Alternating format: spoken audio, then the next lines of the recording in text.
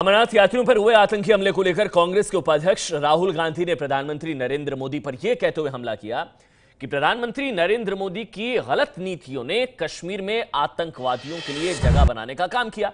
इस पर ABP news से बातचीत में मोदी सरकार में कपड़ा मंत्री स्मृति ईरानी ने पलटवार किया है। स्मृति ईरानी ने कहा है कि राहुल गांधी आतंकवादियों की जगह पीएम मोदी पर हमला कर रहे हैं। स्मृति ईरानी ने यह भी कहा कि राहुल गांधी की सोच बहुत छोटी है, उन्हें आतंकवाद की नहीं राजनीतिक समीकरण की चिंता है।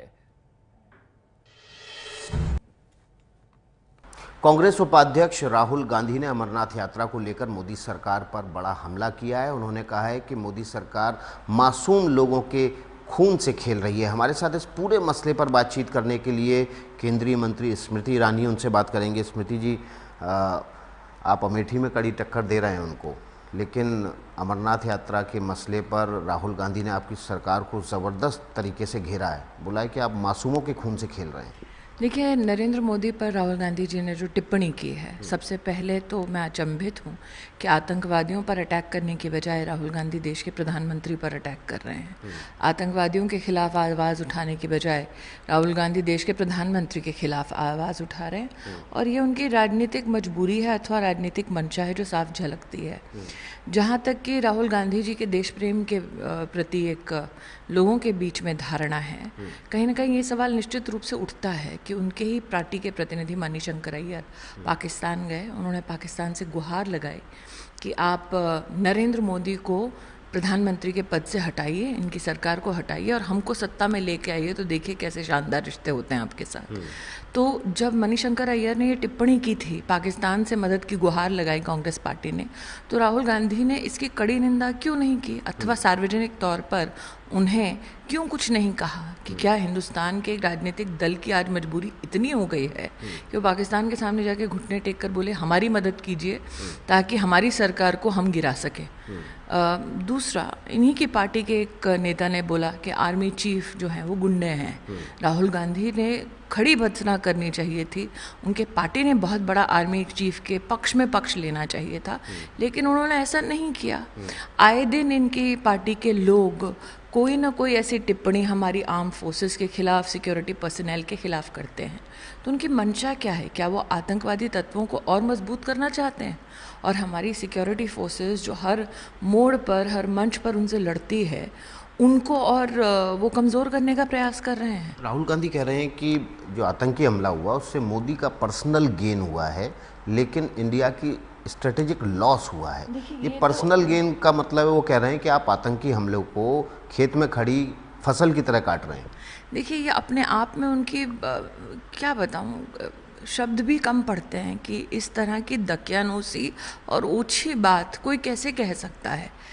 मुझे लगता है कि अगर राहुल गांधी जी हर बार अपने विदेश यात्रा से लौटते हैं तो वो एक न एक वाक्य तलाशते हैं, एक वाक्य तलाशते हैं जिसके आधार पर उन्हें मोदी जी पर कटाक्ष करना होता है।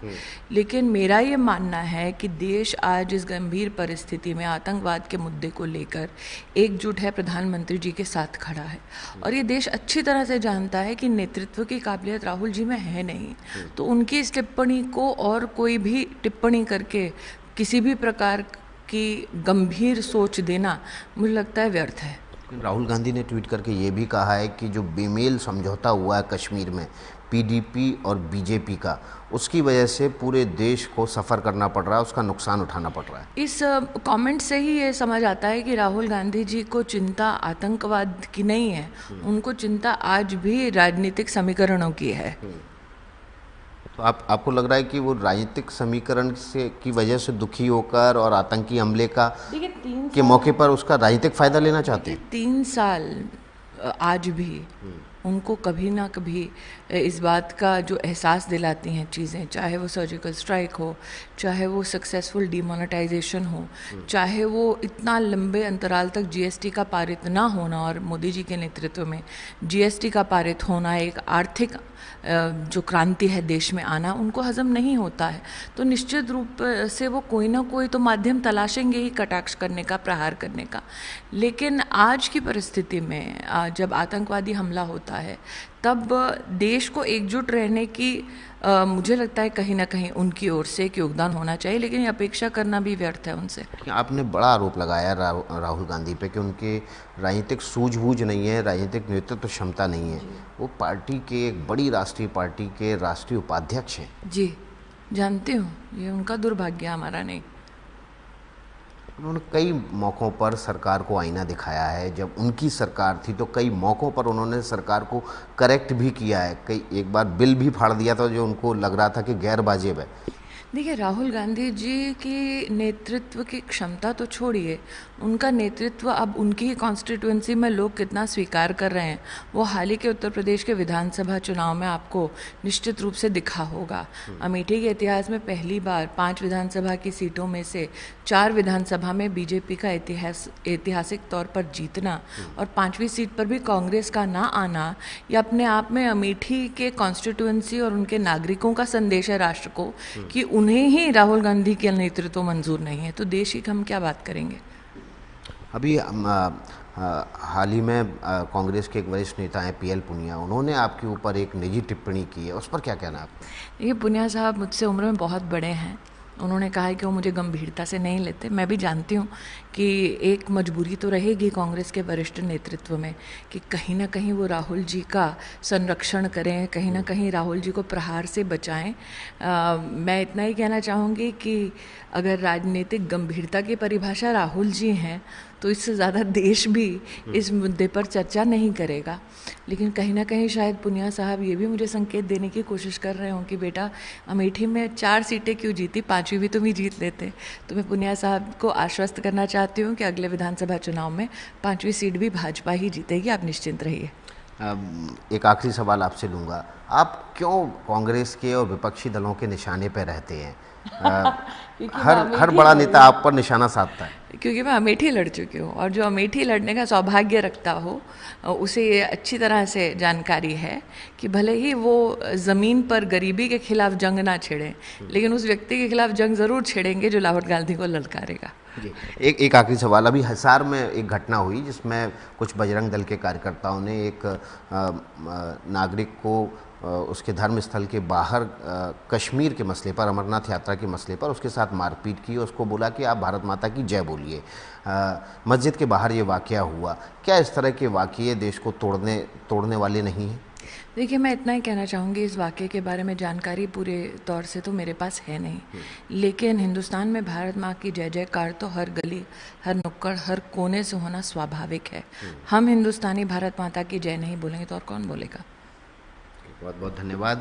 स्मृति ईरानी का कहना है कि राहुल गांधी में राजनीतिक नेतृत्व क्षमता नहीं है, उनकी राजनीतिक सूझबूझ ही नहीं है और इसलिए वो बजाय भारत सरकार का साथ देने के, बजाय उन मासूम लोगों का साथ देने के जो इस आतंकी हमले में मारे गए, वो आतंकियों के साथ खड़े हुए हैं। विकास भदौरिया, ABP न्यूज़, दिल्ली।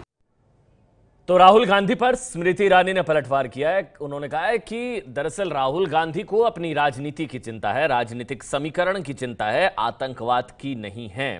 आपको बता दें, राहुल गांधी ने हमला बोला था, उसका जवाब दिया है कि राहुल गांधी आतंकवाद को लेकर गंभीर हैं ही नहीं, उनको दरअसल अपनी राजनीति की चिंता है। क्योंकि PDP से गठबंधन को लेकर जो राहुल गांधी ने कहा था, इसके अलावा राहुल गांधी ने क्या ट्वीट किया था, क्या अमरनाथ यात्रियों पर जो हमला हुआ था उसको लेकर क्या कहा था, जिसके बाद स्मृति ईरानी का ये जवाब।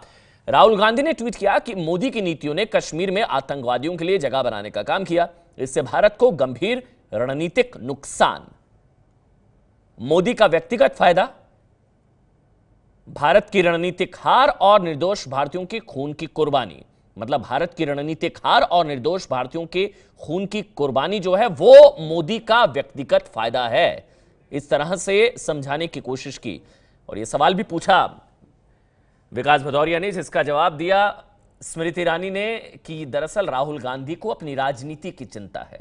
ये है ABP न्यूज़, आपको रखे आगे।